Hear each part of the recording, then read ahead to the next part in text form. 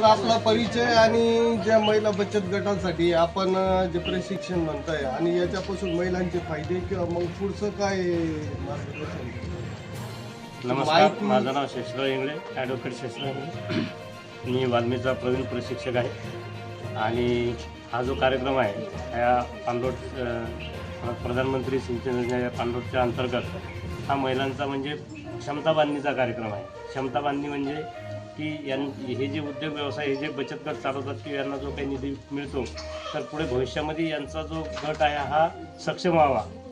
मग यांना वेगवेगळ्या प्रकारचा आपण कुठलं उद्योग व्यवसाय करू शकतो, कुठल्या योजनेमधून मिळू शकतात आणि आपण चांगला व्यवसाय कोणता करू शकतो याबद्दलची त्यांची आम्ही क्षमता बांधणी करतो, त्यांना माहिती देतो. हे प्रशिक्षण इथं किती दिवस चालणार आहे किंवा चालतंय? आजचा शेवटचा दिवस आहे, 5 दिवस झाले. किती महिला बचत गटांना आतापर्यंत इथे महिलांना प्रशिक्षण किती? 200 महिलांना झालं, पण 50 महिला आजचा शेवटचा दिवस. आज प्रशिक्षण झालेले आहे आणि प्रशिक्षण घेत आहे. KP मराठी न्यूजसाठी राजू आंबेकर, खंडाळा. सर आपला नाव परिचय आणि हे वाल्मी आहे तर याच्या माध्यमातून महिलांना कसा फायदा होईल किंवा मग प्रशिक्षण कोणत्या माध्यमातून आणि यांचा जो पैसा आहे याचा उपयोग कसा करता येईल याच्याबद्दल माहिती द्या आणि तुमचा परिचय द्या. नमस्कार, मी निकाळजे DS मास्टर ट्रेनर आहे. बचत गटांना जो RF दिलेला आहे तर हा RF म्हणजे काय, CIF म्हणजे काय, दशसूत्री म्हणजे काय, हे एक उजळणी प्रशिक्षण म्हणून आपण यांना देतोय. आणि नुसतं प्रशिक्षणच नाही तर प्रत्यक्षात ज्यांनी व्यवसाय उभे केलेले आहेत अशा व्यवसायाला आपण व्हिजिट करतोय. ते स्वतः प्रश्न विचारतायत की बाबा मग तुम्ही कसा व्यवसाय उभा केला, याच्यामध्ये काय काय अडचणी आल्या, कसं भाग भांडवल जमवलं, जागेची निवड कशी केली. तर ह्या सगळ्या गोष्टी आपण यांना इथं शिकवतो. दशसूत्रीचं पालन कसं आपण केलं पाहिजे, आपण नियमित बैठका, नियमित परतफेड असेल, लेखेजोखे असतील, त्याच्यानंतर त्याचबरोबर आपल्या आरोग्याची काळजी घेणे, गावामध्ये काही सामाजिक काम करणे, शिक्षणाविषयक काम करणे आणि शाश्वत उपजीविका आपल्या गटाची कशी होईल याच्यासाठी आपण हे प्रशिक्षण आयोजित केलेलं आहे. त्याचबरोबर आपण काही व्हिजिटमध्ये सुद्धा यांना आपण घेऊन जातो, तिथेही ते निश्चितपणे ते प्रश्न विचारत आहेत आणि जे त्यांचे प्रश्न आहेत ते प्रश्नसुद्धा ते स्वतः विचारत आहेत किंवा आम्हाला त्यांना ज्या अडचणी येत आहेत. मग एखाद्या महिलेला जर आपण पैसे दिले अंतर्गत भांडवलासाठी, वसूल कसं करायचं, काय करायचे, मग त्या सगळ्या गोष्टी आपण त्यांना इथे सांगतोय. आणि उद्देश हा एक आहे की आपल्या खंडाळामधून एक तरी महिला सुरुवातीला लखपती दिदी झाली पाहिजे, हा याचा एक मुख्य उद्देश आहे. तिने स्वतःचे व्यवसाय उभे केले पाहिजेत, किमान 10,000 रुपये तिला त्याच्यातून मिळाले पाहिजेत आणि शासनाचा जो उद्देश आहे ती लखपती दिदी आपण तयार करणं हा एक त्याच्या मागचा आमचा उद्देश आहे. तर आतापर्यंत जितक्या महिला झाल्या तर असं तुम्हाला वाटतं की याच्यामध्ये म्हणजे महिलांना सक्षम होऊ राहिल्या किंवा मग पुढं जाऊ राहिल्या किंवा स्वतःचे उद्योग उभारले असं काही तुमच्या नजरेची येत आहे की? निश्चित बऱ्याचशा महिला पुढे येऊन म्हटलेल्या आहेत किंवा शेळी पालन असेल, त्याच्यानंतर कोंबडी पालन असेल, कुक्कुटपालन असेल किंवा इतर काही व्यवसाय आहेत या संदर्भामध्ये त्यांनी प्रश्न विचारले. मग ते कसं तयार करायचं, कसं हे करायचं, आपण त्यांना बेसिक ट्रेनिंगसुद्धा इथं दिले किंवा जागेची निवड असेल, प्रशिक्षण असेल, त्याच्यानंतर एखादं शेळी मेंढीचं लसीकरण असेल, या सगळ्या बारीक सारीक गोष्टी आपण आज यांना इथे सांगितलेल्या आहेत आणि त्यासुद्धा स्वतःहून इन्व्हॉल्व्ह होऊन त्या प्रश्न विचारत आहेत आणि त्यांच्या प्रश्नाची उत्तरंसुद्धा आपण देतोय.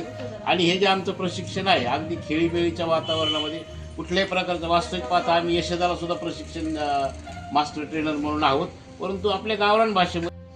नमस्कार, आपण आहोत खंडाळ्यामध्ये. तर खंडाळ्यामध्ये आज आपल्याकडे प्रशिक्षण कार्यक्रम ग्रामीण उपजीविका उपक्रमाची संकल्पना आणि प्रधानमंत्री कृषी सिंचन योजना अंतर्गत आपल्याकडे साहेब लोक आलेले. तर सर